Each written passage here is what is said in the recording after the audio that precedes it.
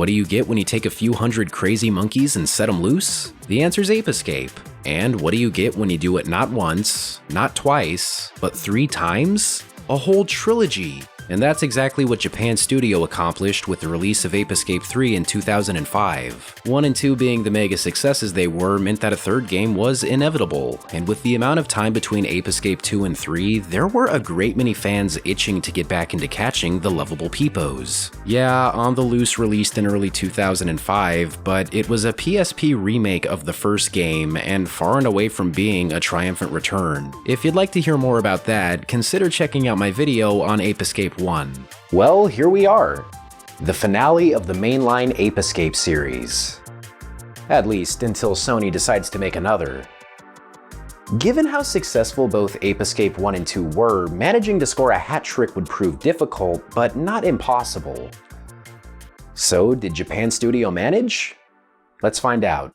Much like Ape Escape 2 ditching Spike for Jimmy, 3 keeps things fresh by introducing 2 new protagonists, being Kay and Yumi. Since Spectre's devious scheme of hypnotizing the world with TV shows has our past heroes in a trance, it's up to the 2 newcomers to take up the stun baton and net, jumping into different worlds that are based around various television programs. But before any of that, you've got to choose who you want to roll with, be it Kay, who's an energetic boy, or Yumi, who is girl. There is a slight difference that I'll touch on later, but you'd better be firm in your decisions since there's no swapping, which means you start and end the game as the same character. Being that this is the 3rd title in a series dedicated to seizing scampering simians, you wouldn't be wrong in assuming that it's based around using a ton of gadgets to get the job done. Again, we have the 8 returning ones from the first game, though without any of the newcomers from Ape Escape 2. No Bananarang, Water Cannon, Magnet, or Saru Busters, so it's very much back to basics. There are, however, transformations that allow our heroes to take on different forms, such as cowboys, kung fu fighters, and straight-up anime heroes to name a few. These provide a much-needed edge in getting the whole wrangling thing done, what with being able to withstand environmental hazards, perform stronger attacks, and even catch multiple peepos at once. But you've got to have the juice before letting loose, as each of the morphs is fueled by energy that joins the returning cookies, shirts, and coins as pickups. The last can of course be used to purchase various goodies, though in a way that is thankfully more direct, as Ape Escape 3 takes a firm stance against gacha boxes and instead adopts a shop area. It's here you can purchase whatever's needed to top stuff off, as well as concept art, music, and mini-games, which I will definitely touch on more later. In the meantime, let's talk about the whole ape situation. The peepos are back, and along with them is even further advanced intelligence and variation. The second game started the trend of individuality, but this one is where it all comes to a head. Making excellent use of the TV theme, you'll find yourself coming up against a gaggle of wacky little dudes that dress up as classic archetypes. Think of it almost like Gex, though a few steps further. If you go into the horror level, it only makes sense you're gonna see Jason Voorhees, and if it's the romance one, you bet your ass you're crashing a wedding and bagging both the bride and groom. I cannot overstate how well Ape Escape 3 does the whole themed level thing, and the only way it could have possibly been better is if our heroes changed as well, though that's just another thing the transformations are good for. And since everything's a TV show, it feels like you're on a set. Not only are we dealing with peepos who have cameras, microphones, and clappers, but the nondescript fodder enemies are also appropriate, and you can even hop in the director's seat with these little events that capture scenic moments. But don't let any of that distract you from rounding up all 434 of the little troublemakers. The rules of fashion still stand, meaning it's easy to identify what kind of people you're dealing with, yet something that is exclusive to Ape Escape 3 is the possibility of enraging one. This allows them to begin launching a flurry of attacks that not only disarms you of whatever you have on hand, but can actually lead to an Uno reverse of sorts that sees the hunter becoming the hunted. All of these combined makes Ape Escape 3, in my opinion, the best of the bunch. Like any good sequel, it takes the strongest parts of what came before and builds upon that foundation in meaningful ways. I mean it when I say that if you want to see true evolution in a trilogy of platformers, look no further than the one with a ton of monkeys. It couldn't be any more fitting.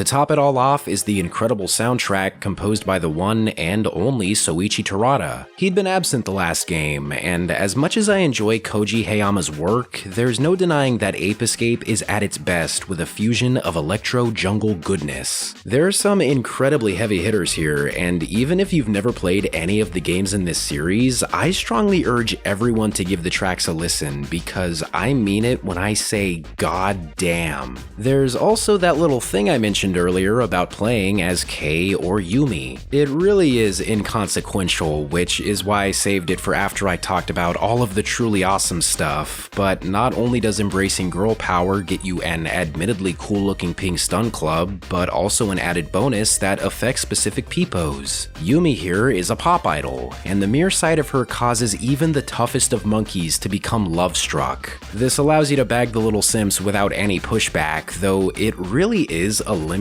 thing that only pops up a handful of times. Some might call it easy mode, and others might laud it as a commentary on pretty privilege, but man, I find it hilarious. Speaking of, we have the returning Freaky Monkey 5, who are even wackier as they lean heavily into different themes. White goes full-on Dragon Rider, blue's a bit of a cowboy, yellow a sumo wrestler, pink dreams of Genie, and red is a confused mess of kung fu flatulence-spewing nonsense. While you can easily take these guys down with the good old gadgets, it's here the morphs really shine, elevating you to the level of equal against your adversary. These really are just abuse against the normal guys, but when it comes to the 5, it feels perfect. Using genies to fight genies and guns during shootouts, it's great. Aside from them, Spectre's also aided by Dr. Tomoki, who joins Jake as one of the few human villains. Rather than being mind-controlled, he simply wants revenge for an accident that left a peak point helmet stuck on his head, and he's unique in being the only boss that's fought with a vehicle, because those have also returned. There are of course the series staple boat and tank, but also a sports car with which you can cause horrible accidents, and an updated version of 2's mech that can jump and perform a boost attack. And it's all still dual analogs, so the innovative control scheme is front and center without ever becoming a pain, doubly so for the morphs with twin stick shooting and punching in a whole bunch of directions. I briefly mentioned in my Ape Escape 1 video that there are only a few other games I'm familiar with that adopt a similar control scheme, and one of those, which I was greatly reminded of here, is none other than Jet Li's Rise to Honor. It actually predates Ape Escape 3 by a little over a year, but the sharpshooting paired with the Fists of Fury took me back to that love letter to classic kung fu cinema. There's just a lot to like about Ape Escape 3, and after the tiny bit of division brought about by 2, it was exactly what fans needed to reunite once more. The only issues I found stemmed from just how ambitious it is. Being a considerably late PS2 game, it rightfully looks incredible with plenty of levolution, but that same brilliance comes at the cost of performance. This is easily the least stable of the 3, with inconsistent frame rates that result in choppiness, and in a few sections, frame blending? Yeah, I didn't notice it until I started scrubbing through some of the footage, but even with de-interlacing and undersampling, there are sections where it can't help but chug along. And the shame of it is, it's the least accessible of the trilogy. Just count it. You can play Ape Escape 1 on pretty much every PlayStation from 1 to 5, and 2, while lacking in a few areas, found itself among the PS2 classics back in 2016. But as of now, Ape Escape 3 has been stuck on the PS2 since the day it released, and it's all thanks to one of the coolest crossovers ever.